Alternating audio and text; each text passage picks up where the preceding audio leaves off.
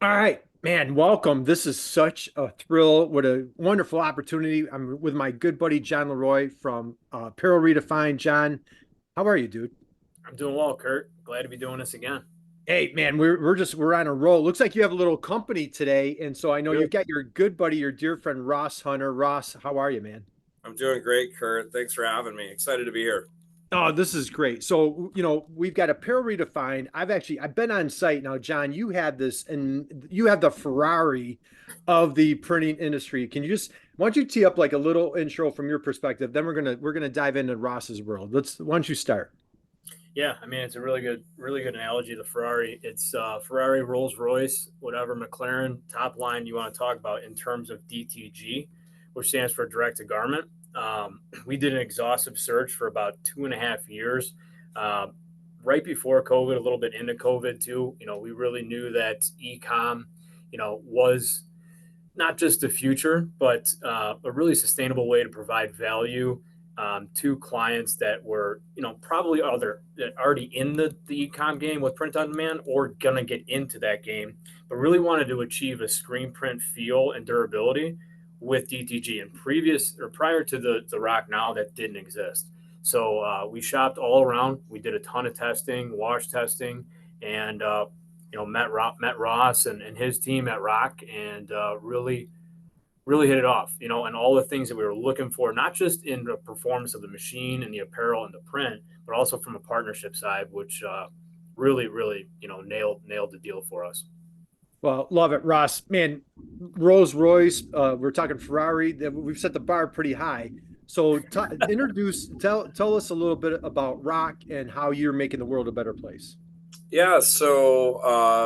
Again, thanks for having me. Rock is an amazing brand that's existed globally for the last now 41 years. We just celebrated 40 in 2023, so that was really exciting as a company. Was founded by two brothers in Portugal out of a single car garage and turned into apparently the builder of Ferraris Yeah, and Rolls yeah. Royce. Rolls Royces here, 40 years later. But we're based out of Portugal. We've got a completely vertical facility there, close to 1 million square feet, which is really just impressive and fun to walk through and really see how we're taking raw materials all the way up to what you saw in Apparel Redefine's facility with the ROQ Now. We came to U.S. shores about 15 years ago, and have really come to be a market leader here in the United States, both in screen printing and in digital printing.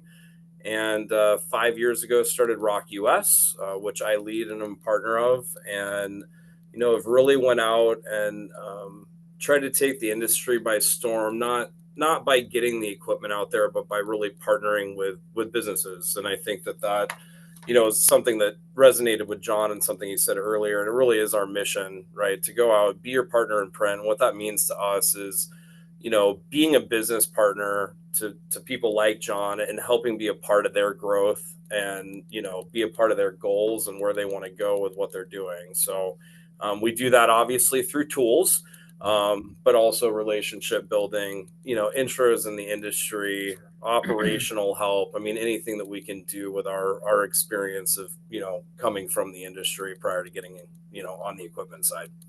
All right, that's fantastic. I'm going to dive a little deeper. Let's go into your background. We're going to take a deeper dive into Rock. And again, John, how you've partnered with Ross's team and just what it's taken you to the next level. But Ross, let's lay a foundation. Kind of what's your background? I believe you've come from the industry, and what attracted you to Rock? Yeah, so I have a degree in printing, believe it or not. So I kind of nerded out on this in college at West Texas A&M. They had a printmaking program as part of their fine arts program, and so I actually have an emphasis degree on printmaking, which is pretty cool. Okay. So I got into it then, and went out. I always had an interest in business. I started my first business technically in third grade, and then first real business when I was 16, with my own EIN and the whole nine, and making money. And so I kind of paired my passion for art and business and said, how do I make money doing this? And started a company out in LA, grew it, and we did apparel decoration just like John does. and it was a great ride. And I had kids and life changes, and we kind of wanted to get out of Southern California. So, sold that business and kind of took a 6-month break, sort of figuring out what my next move was. And this ROQ opportunity came up through a partner of mine now that I had worked with, doing some consulting and stuff with for about 9 years, specific to education in our industry. And we decided to tear this brand out and form a partnership with ROQ in Portugal, and ROQ US was formed. And it was a month before COVID hit is when we actually signed papers. So I got to tell you, starting a new company and then having the entire world shut down for 3 months was quite a ride.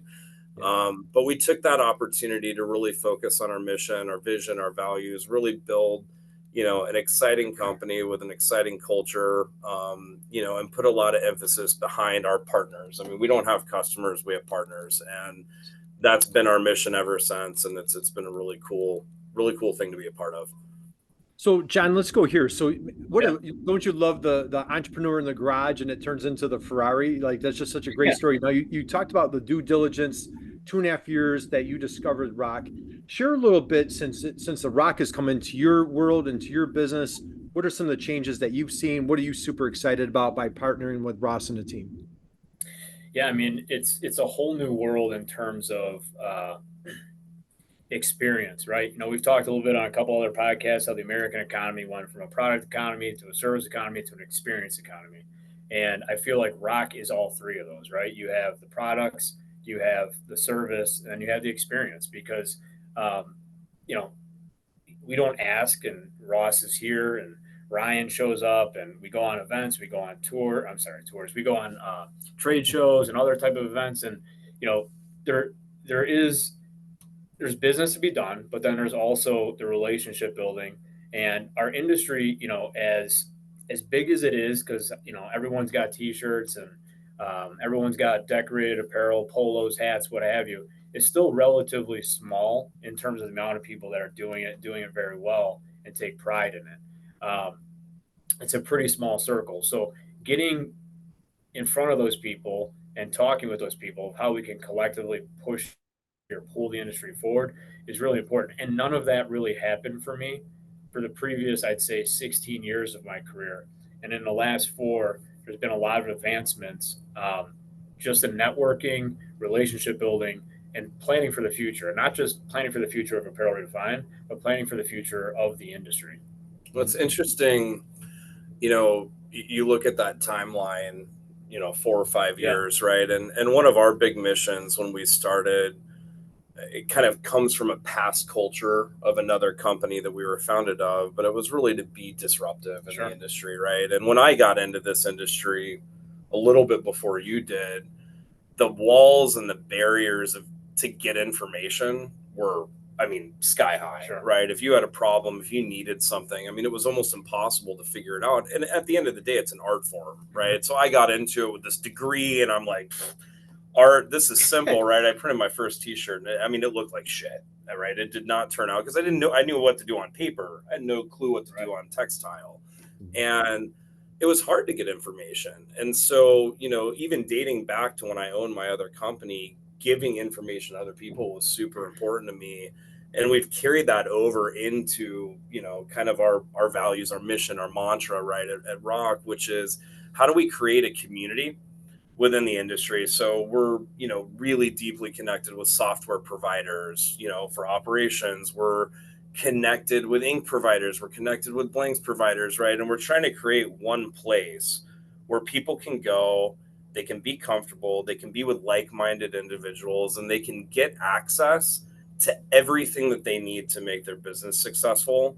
And that's, I think, been a big part of our relationship that I've seen. John calls me, do you know anyone here? And it's like, you know what, I do. Let's get in touch. Let's have those conversations. And that's the fun stuff for us to be a part of, because then he goes out and ventures off, and then we get to learn new things about, new software, new technologies that are out there, which just gives us the information to help other people. So it's been a cool synergy. Yeah, I love that. And Ross, you really segue kind of the question I was leaning towards, what I'm hearing, what I'm sensing, what I've seen firsthand is just top level qualities. We're saying innovation, but I want to slide into that entrepreneurial spirit that I'm hearing from you, as a previous entrepreneur going to the Rock, and I know John, that's what attracted you.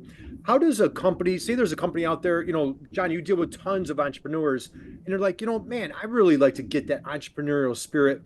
Ross, any advice, suggestions? How has Rock done such a great job creating that culture of innovation, quality, and that entrepreneurial spirit all in one? I think, we really align with lifelong learners. And I always find that, most entrepreneurs come from that pedigree. I'm sure John has at least 10 business books sitting in his office right now. I can almost guarantee it. And I'm a lifelong learner, and our team is full of lifelong learners, and we really promote that within our culture. And I think, the biggest thing that we try to do to bring people in that want to get into it is to educate. It's educate first, right? There are people that aren't cut out to be in this industry that we talk to and say, you know what, you're not ready yet. Why don't you start here? Take a class, and we have classes all over the country and access to education all over the place. Make sure this is what you want to get into. Make sure you understand what market you're trying to go into. And we provide tools, blogs, videos, classes, phone calls. I mean, I still coach people that I taught how to get into this industry over 17 years ago that'll still pick up the phone, that are in it today and call me, and their business has grown, right? These are people that started printing on a 2-color manual press and now have 3 or 4 autos, and they run into new business challenges. So I guess my advice is get educated, and be eager to learn. Yeah, I love that, John. And we talk a lot, Ross, you might like this tagline. We love to talk about how do you out teach the competition, and so what I'm hearing, not only are you guys eager learners, you're also actively as educators. John, is what we're doing with these videos, and I know for a fact, Ross, you're correct. John has tons of business books and quotes all over the building. John, talk a little bit about your passion, your dedication to education for your customers, your clients, and it ties in with the relationship here with Rock. Yeah, I think that's, one of the reasons of the evolution of the business is you educate your customers on the best application for what they're trying to convey, which is their brand, and your brand equity. And as we've grown up in this industry, 19 years ago, we only did screen print. And it's like, well, if we want to be that partner for our client as a contract decorator, we got to continue to extend our toolkit. So we say, hey, yeah, you're not going to screen print a Patagonia polo. You need to embroider that. So added embroidery, and then the digital technologies and graphic design and lasering and everything that comes along with being that complete solution for that partner that wants to be able to convey their brand, whether at a corporate level, school level, whatever it can be. But again, now getting to that point where we have the toolkit, what is the best way to convey that message, that brand, through decorated apparel? And there's a bunch of different ways of doing it. You got to really understand, all the different components that are going into it, the fabric, the timeline, the goal, the execution, what message, what level, what price point you're trying to get at. And there's a lot of different things out there. But then, one of the things that we talk about too is, what does a good partner do, right? A good partner will challenge you, a good partner will communicate with you, and a good partner will provide value. So when we talk about those 3 things with our customers, we want to make sure that we're delivering on all 3 of those consistently, and building out this business. And really, 19 years in, I always say this, like, it doesn't matter if I was making brake pads, cars, chairs, screen printing machines. Our goal, number one, is to be the best, not the biggest, right? The size will come, but focus on being the best, right? And that's all aspects of the business. And over time, it's happened. It's happened slow. We always want things to go faster, but this is a manufacturing industry. Light manufacturing. However, we're zoned here in Cook County, but when you specifically deal with a ton of manufacturing companies, and it always just amazes me. You talk about Rock having 100,000 square foot of or 1 million square foot of production, and all the components that go into freaking making a t-shirt. Mm-hmm. It's unbelievable. I talk about it, 65 hands that go into making a t-shirt, from the cotton all the way to the print to getting it out the door. That doesn't include making the equipment that makes those logos go on the shirt. So education in terms of just whatever we can do to help your brand, but also the process, because what we're doing here today, how the sausage is made, we're here in Chicago. Yeah. More and more, because of the digital platforms that exist that didn't exist 10 to 15 years ago, 19 years ago, the right customer is interested on how stuff is made. So part of the education is kind of, hey, peeling back the curtain, come in our shop, watch how it's done, see it, feel it, touch it. Because one of the big kind of last horizons we learned at ThreadX is like e-com. One of the things when you're selling apparel is how's it going to fit, right? And that's something that you can't totally bridge digitally yet. So still being able to provide a sample, get the touch, get the feel, come on into the facility is really important. And that builds that connection and that partnership that we're really, proud of and continue to build. I think too, educating, going back to when I decorated, we were big on educating our clients too. It just eliminates so much post issue, because when they see what goes into it, it really opens people's eyes. It's kind of funny, I'll go to different places to get my hair cut and, sit down, and there's always the conversation of, what do you do? Yeah. And I always have a hard time explaining it, sure. Right? It's like, okay, so we manufacture capital equipment and the apparel decoration space. And I kind of get these like, so you make t-shirts. And I'm like, well, no, we make the equipment that prints the image on the shirt. And you kind of get this funny look all the time. Sure. And people don't realize, this is close to a $20 billion a year industry just in the US, right? And it's like, yeah, look in your closet, Right. But when you can educate that client who thinks that literally we just stand in here and press a button and like the magical, Carolina blue shirt with 3-color imprint sleeve back and front just appears. And so they want to argue about costs. And that's what causes a race to the bottom in the industry. If we educate the consumer more, we'll get out of the race to the bottom, because people will understand 65 hands, have touched this thing. That's not cheap. Right. For a 2-color print t-shirt selling for $10. Crazy. Yeah. Yeah. So Ross, I don't have that problem at the hair salon, so I don't have to explain what I do for a living. But so see, John, he had to throw that in there, but I'm just teasing. So Ross, that was not meant to be a poke.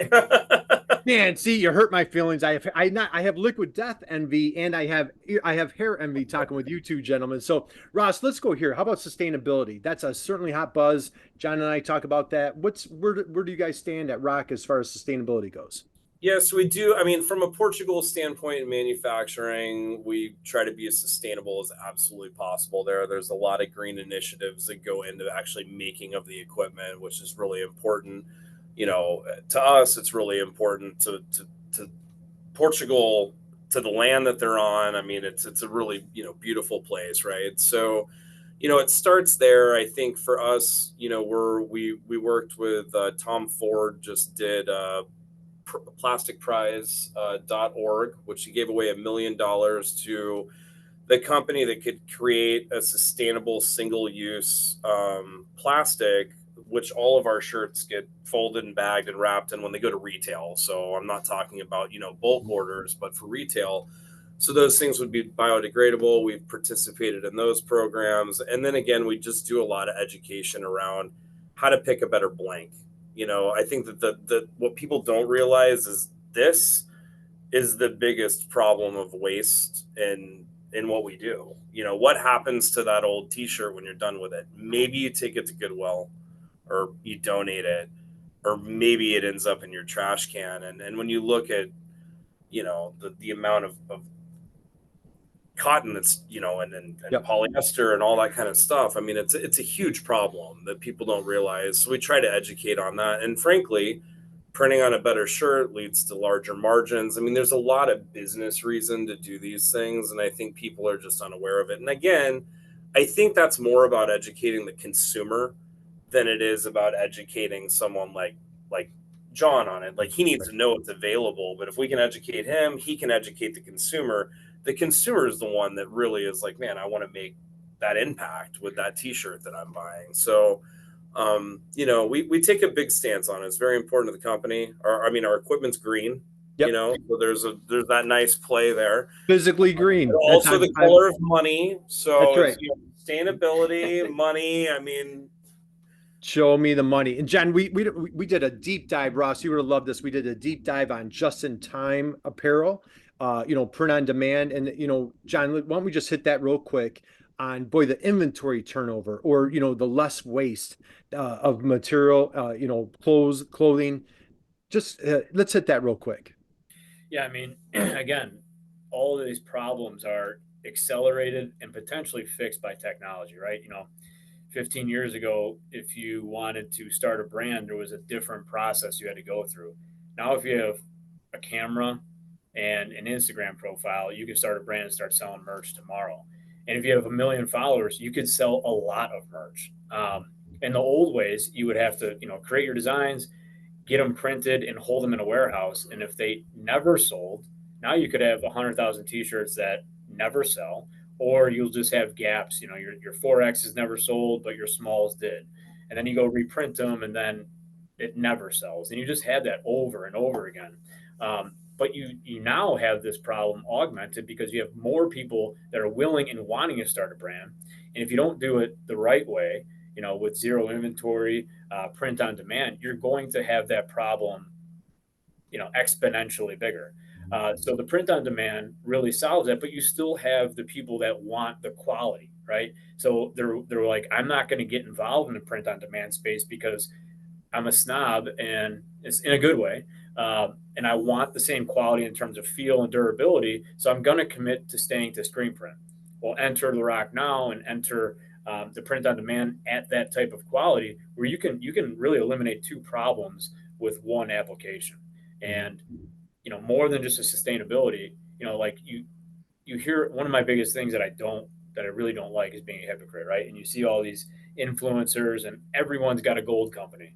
Everyone, hey, I trust these guys, invest in gold. This is the company to go with. Like everyone, you turn on any news channel, everyone's investing in gold, which I don't think is a bad thing. But I got to stand behind my product, right? Because at the end of the day, I'm producing it. And if there's a problem, I have to solve it.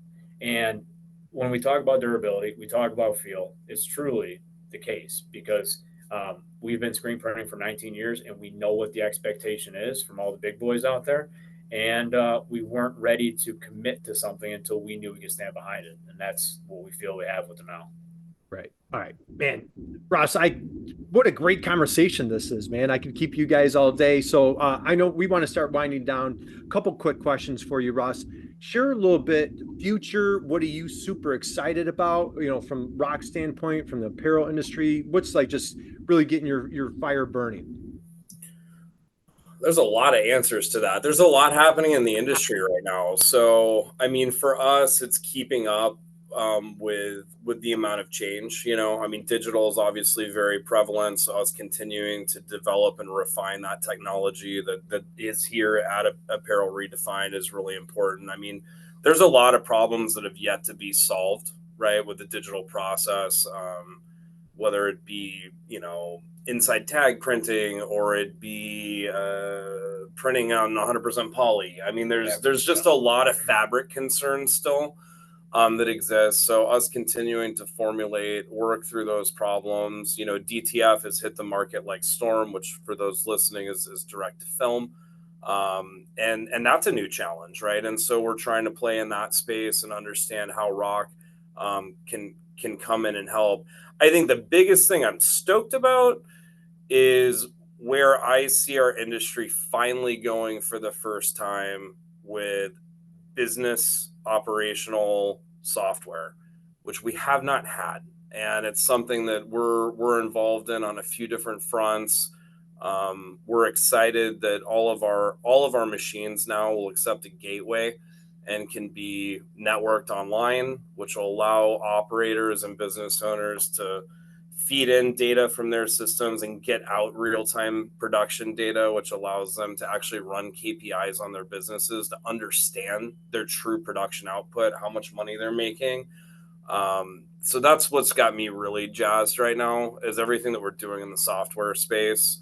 And I think that we're going to see this industry kind of turn another corner in the next probably year to 3 years. I think we're on the just tipping point of a lot of this stuff happening. And it's exciting because, there's a lot of great business owners and business people that are in this industry that want more and haven't been able to get it because no one's made it. It's only the giants out there that have went and paid millions of dollars to develop their own, but there hasn't been a gold standard yet set for, how to run operations from a software standpoint and have everything communicate all in one place. And we're excited to be on the forefront of that. Excellent. John, anything you want to add to that? Yeah, I would just say, what I wanted to do 15 years ago is like reinvent an archaic industry, right? That's a cool mission, by Yeah. the way. I like that Part mission. of it, yeah. It's an essential industry. I mean, people were still wearing clothes during the pandemic, most of them, and there's a lot of inefficiency. And like for the past 60 years, screen printing has really been done the same way. And in the last 5, there's been a lot of innovation, mainly in pre-press, digital, obviously, but the next frontier is that software, because you have 4 to 5 interested parties to make a t-shirt at a really, really good price. And so much has to happen. And you saw, like, with the supply chain breakdown, the extreme shortage of stock of t-shirts, which was crazy. But then just getting these companies to communicate, like, in your world, Kurt, and a lot of manufacturers you talk to, I didn't know what EDI meant 5 years ago. EDI, API, all these different protocols that exist out there to connect business software and platforms.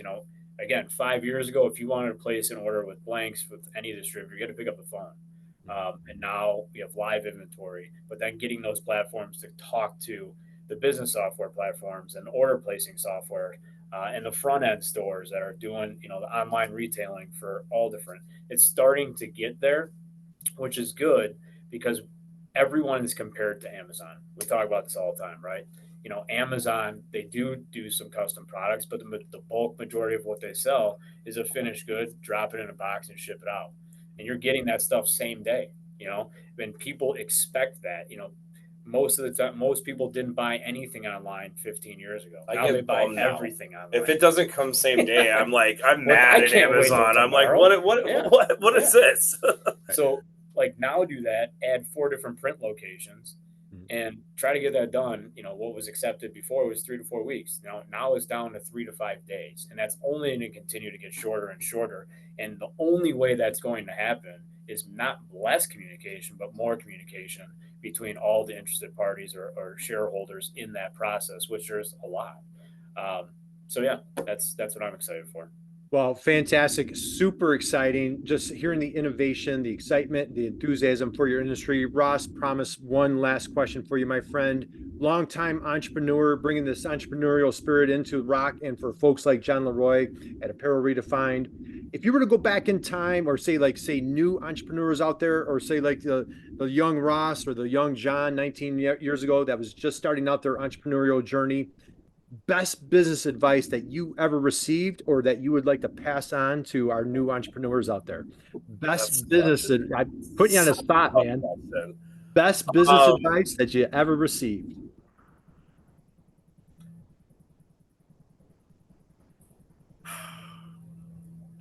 Honestly, I mean, I could go in a lot of directions with this, but I think the biggest thing is trust yourself and don't be afraid. I mean, it sounds very basic, but I think there's a lot of great ideas out there that live inside people, and there's a reason that only less than 5% of people own businesses, something like that. Yeah. Right? I don't know what the exact statistic is, and just don't be afraid. It's okay to fail forward. So I'll just keep going with what I'm saying right now, but learn from your mistakes. I think a lot of people give up too soon on themselves, and there's always support out there. There's always education. It's not that scary. We're just people, and I think that that's always interesting to me. Is like, I'm just someone that took a risk, and I believed in myself, And that's what got me to where I'm at today. So take the risk, believe in yourself, and don't be afraid of failure. I think that is brilliant advice, my friend. Trust yourself. And here's, you threw out the 5%. We can close out in this. 4 out of 5 businesses fail in the first 5 years. 4 out of 5 businesses, and then it perpetuates through with every 5-year cycle. You think of what happened with ROQ. You guys are in your 9th, 5th year cycle. You've completely defied odds. You're an anomaly and just doing great things for entrepreneurs like John LaRoy here at Apparel Redefined. So we commend you. Back. Sorry, I got to add this too. Yep. If you're one of the people, if you're one of the 4 out of 5, dust off your britches and get back to it. Okay. Sure. I've seen too many entrepreneurs stop and just go back to something they hate. Don't do it. Yep. I have friends of mine that went through the pandemic and lost millions, went dead broke. Oh, wow. 3 years later, retired. Yep. Just pick back up and went. I mean, just pick yourself back up and go. Man, John, you ready to run through a wall right now or what? Yeah. So, all right, guys, any parting thoughts, words of wisdom as we close out? Anything else you want to share? No, I don't got anything. I mean, again, thank you so much, Kurt. Thank you for your patience. I know we're against your schedule here a little bit, but hopefully this was good. Yeah, Kurt, thank you, John. Thanks for having me. Anytime you guys want to get together again, happy to be a part of this. This is great. Oh, we definitely need to. And Ross, next time I need to be on site with you, and we'll have the machine behind us. And just so you know, we can go back to Apparel Redefined's website. First off, you go on the website, right on the homepage, there's a wonderful video of a product coming off the line. And then we did a nice little live stream right in front of your machine. And we actually displayed it. I'm walking around with my laptop showing it in action. So it's awesome. It's a thing of beauty. So guys, thank you. We're going to close it out, and John will be back. We have another awesome guest next week. So we'll be back next week. Awesome. Thanks, Kurt. Thanks, everyone.